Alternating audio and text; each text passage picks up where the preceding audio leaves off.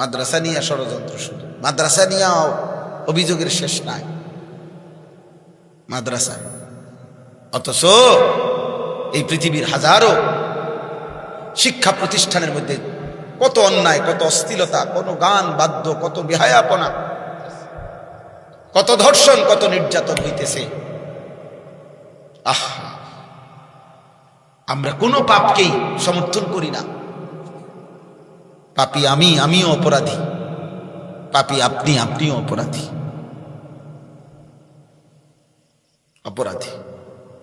আল্লাহ আমাদের সবাইকে মাফ করে। আল্লাহর কথা বুঝবার জন্য তিনটা জিনিস একত্রিত করা জরুরি। একটা হলো কান, দিল, চোখ। কেউ যদি এই তিন জিনিস একসাথ করে তো নিশ্চিত আল্লাহর কথা থেকে তার উপদেশ হাসিল হয়। আমরা গ্রামের মানুষ, শহরের মানুষ, শিক্ষিত মানুষ, মূর্খ মানুষ, স্কুলের মানুষ, মাদ্রাসার মানুষ, এগুলো কোনো বিষয় না।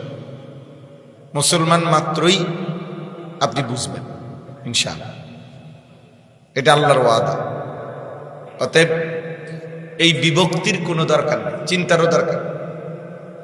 আগের থেকে যদি আমার জেহানে থাকে যে আমরা বুঝতাম না, তাহলে আপনি কোনোদিনও বুঝতেন না। বরঞ্চ আল্লাহ তাআলা কোরআনুল কারীমের মধ্যে বলছেন, ইন্না আনজালনাহু কুরআনান আরাবিয়্যান লাআল্লাকুম তাআকিলুন। আমি আল্লাহ এই কোরআন আরবি ভাষায় নাজিল করেছি। কেন? সব ভাষা আমার। এই পৃথিবীর সমস্ত ভাষাই তো আল্লাহ তাআলার। বাংলা, উর্দু, আরবি, ইংরেজি, হিন্দি, ফার্সি, পশতু যা আছে পৃথিবীতে জীবন্ত ভাষা আছে প্রায় ৩,০০০। আবার আঞ্চলিকতা চিন্তা করলে আরো অনেক বেশি। মানে আমাদের বাংলা ভাষাই মনে করেন একটা ভাষা, তো এটার মধ্যে আবার আঞ্চলিকতা ভিন্ন ভিন্ন, জেলা ভিত্তিক, স্থান ভিত্তিক, এরিয়া ভিত্তিক ভাষার ভিন্নতা আছে না? সিলেটের ভাষা একরকম কথা, চিটাগাংয়ের কথা একরকম, আমাদের কুমিল্লার কথা একরকম, আপনাদের নরসিংদীর কথা একরকম, বিবারিয়ার কথা একরকম, উত্তরবঙ্গের মানুষের কথা আরেক রকম। এই যে ভিন্নতা, আঞ্চলিকতা, তো এই সব আল্লাহ তাআলা। কোরআনুল কারীমের মধ্যে আল্লাহ তাআলা বলছেন, আসমান জমিনের সৃষ্টি, তোমাদের গায়ের বর্ণ এবং তোমাদের ভাষার ভিন্নতা, এটা আমার কুদরতের নিদর্শন। মিন আয়াতিহি খালকুস সামাওয়াতি ওয়াল আরদ ওয়া ইখতিলাফু আলসিনাতিকুম ওয়া আলওয়ানিকুম।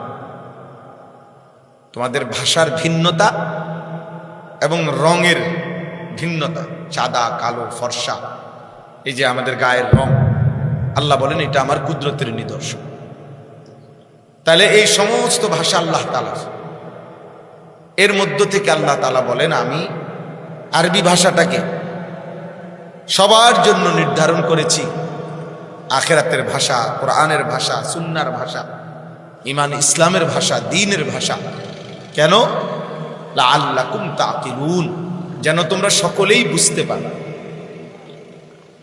তাহলে এটা আল্লাহ তাআলার ফয়সালা যে তুমি যেই ভাষাভাষী হও না কেন, আমার কোরআন তুমি বুঝবা।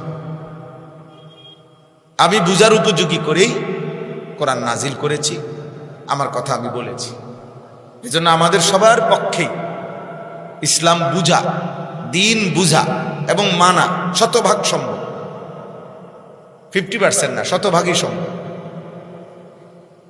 এমন একটি বিধানও যুগ, পরিবেশ, সমাজ, বর্তমান পরিস্থিতি, প্রেক্ষাপট, কোনো কিছুর সাথে এ কথা বলার কোনো সুযোগ নাই যে এই পরিস্থিতিতে, এই প্রেক্ষাপটে আল্লাহর বিধান মানা সম্ভব না। না, এটা ভুল কথা। বরং যদি প্রেক্ষাপট ভিন্ন হয়, শরীয়তের মাসআলাও ভিন্ন, ভিন্ন। একজন ব্যক্তি কোনোভাবেই দাঁড়াইয়া নামাজ পড়তে পারে না, তার শরীরে পারছে না দাঁড়ায় থাকতে, তো তার জন্য কি ভিন্ন মাসালা নাই? আছে। একজন ব্যক্তি এত লম্বা পথের সফর, কোনোভাবেই সে রোজা রাখতে পারবে না, তার জন্য কি ছেড়ে দেওয়ার হুকুম নাই? আছে। লম্বা পথের সফর, তার জন্য নামাজের রাকাতের মধ্যে কসর মুসাফিরের জন্য আছে কিনা বলে। তার মানে অবস্থার ভিন্নতায় আলাদা আলাদা হুকুম আছে, শরীয়তের মাসআলা আছে। অতএব কোনো পরিস্থিতিতে আল্লাহকে মানা অসম্ভব না, অসম্ভব না, সম্ভব। কোরআনুল কারীমে আল্লাহ তাআলা বলছেন, মা জাআলা আলাইকুম ফিদ্দীন মিন হারাজ। ওই ভাই, ওই মোবাইলওয়ালা, এই ফালতু বেটা, বাইরে এখান থেকে যাও, বেটা এখান থেকে সরে গেলা কেন? আরে আমি দেখছি লাল গেঞ্জি। তামাশা করুন আব্বা, তুমি চলে গেলে ভালো। 2-4 ফালতু মানুষ না শুনলে সমস্যা নাই। এটা কোনো নির্দিষ্ট কোনো কোটা নাই যে কমপক্ষে যদি 1000 মানুষ না হয় কি ওয়াজ করুন, এমন কোনো কোটা আসেনি নাই। এটা কোনো সমস্যা নাই। কাজে একজন শুনলেও কোনো অসুবিধা নেই। আল্লাহর কথা একজনকে বললেও লজ্জারও কিছু নেই, লজ্জারও কিছু। নবীজি সাল্লাল্লাহু আলাইহি সাল্লাম বলছেন, ফাওয়াল্লাহি লা আন ইয়াহদিয়াল্লাহু বিকা রাজুলান ওয়াহিদান খায়রুন লাকা মিন হুমুরিন নাআম। আল্লাহর কসম, তোমার দ্বারা একজন ব্যক্তি হেদায়েত পাওয়া, আল্লাহকে পাওয়া, আরবের সমস্ত দামি উট তোমাকে হাদিয়া দেওয়ার চাইতে উত্তম। কয়জন ব্যক্তি? তার অসুবিধা কি?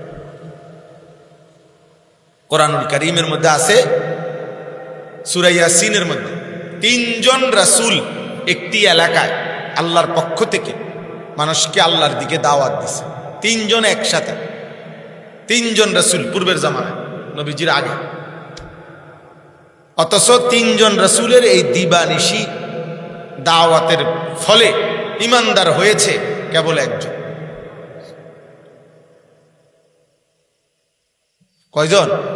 اضرب لهم مثلا اصحاب القريه اذ جاءها المرسلون اذ ارسلنا اليهم اثنين فكذبوهما فعززنا بثالث। আল্লাহ বলে, আমি মোট 3 জন দিলাম রাসূল। فقالوا انا اليكم مرسلون। 3 জন রাসূল, এক এলাকা, একটি গ্রামে, আসহাবুল কারিয়া, একটি গ্রাম, একটি মহল্লায়। সর্বশেষ কি হলো? ওয়াজা মিন আকসাল মাদিনাতি রাজুল। মহল্লার এক প্রান্ত থেকে যেদিন এই 3 জন রাসূলকে ওই কাফের সম্প্রদায় ঘেরাও দিয়া মেরে ফেলবে এরকম প্রস্তুতি নিচ্ছিল, তো মাত্র একজন ইমানদার মুমিন ওনাদের সহযোগিতায় এগিয়ে আসে। তার মানে ওনাদের হাতে ঈমান আনছিল কয়জন? একজন। কোনো অসুবিধা নেই। এজন্য আব্বা, তোমার খামখেয়ালি ছাড়তে হবে। আমি এটাই বলতে চাইছি, আমাদের পক্ষে সম্ভব, আল্লাহকে মানা সম্ভব। আমি আসছি কমপক্ষে আরো 15-20 মিনিট আগে। মাওলানা আহমদুল্লাহ ভাই, ওনার বয়ান আমি শুনতেছিলাম, বলতেছিলেন কি শুনলাম কিন্তু, এই জন্য ইচ্ছা করে আস্তে ধীরে আসছি। ওখানে বসেছিলাম মাদ্রাসার ওই রুমে। তাইলে আমাদের পক্ষে সম্ভব আব্বা, দিন মানা সম্ভব। আল্লাহ তাআলা কোরআনুল কারীমে, ইসলামে কোনো বিধান, এই পৃথিবীর সবচেয়ে যৌক্তিক, বাস্তব, শরীর, স্বাস্থ্য, মন, মেজাজ, রুচি, প্রকৃতি, চিন্তা, চেতনা, পরিবেশ, পরিস্থিতি, অবস্থার সকল দিকে শতভাগ সামঞ্জস্যপূর্ণ করে যে বিধান, সেটা একমাত্র ইসলাম। আর সব কিছুর মধ্যে এই পৃথিবীর মানুষের তৈরি যত চিন্তা চেতনা, সব কিছুর মধ্যেই কারো বুঝে ধরে, কারো বুঝে ধরে, কারো বুঝে ধরে, কারো কি বুঝে ধরে। একজনের কাছে অনেক গবেষণা করে উনি একটা থিওরি দিছে, আরেকজন এটারে এক কথায় উড়াই দিছে, দূর বেটা, এটা কিচ্ছু হয়েছে, এটা কথাও না, কথা জাতও না, বুদ্ধিও না, বুদ্ধির জাতও না এটা। অথচ হয়তো বেচারা এই বুদ্ধি দিতে গিয়া কত রাত শেষ করছে, কত ঘন্টার পর ঘন্টা মেধা ব্যয় করছে, কিন্তু আল্লাহর কোরআনের ব্যাপারে এই 1450 বছরের ভিতরে কোনো কাফের, বেঈমান, নাফরমান, কোন নিকৃষ্ট পাপী, মুরতাদ, যে আল্লাহকে স্বীকার করে না, মানে না, এমন বেঈমানও আজ পর্যন্ত কোরআনের একটি কথা অযৌক্তিক, এ কথা যুক্তিসঙ্গত ভাবে প্রমাণ করতে পারে নাই। এমনি তো বলতে পারে গাছ, এমনি তো কত পাগল কত কথা বলতেই পারে, কত ছাগল কত কিছু খাইতেই পারে,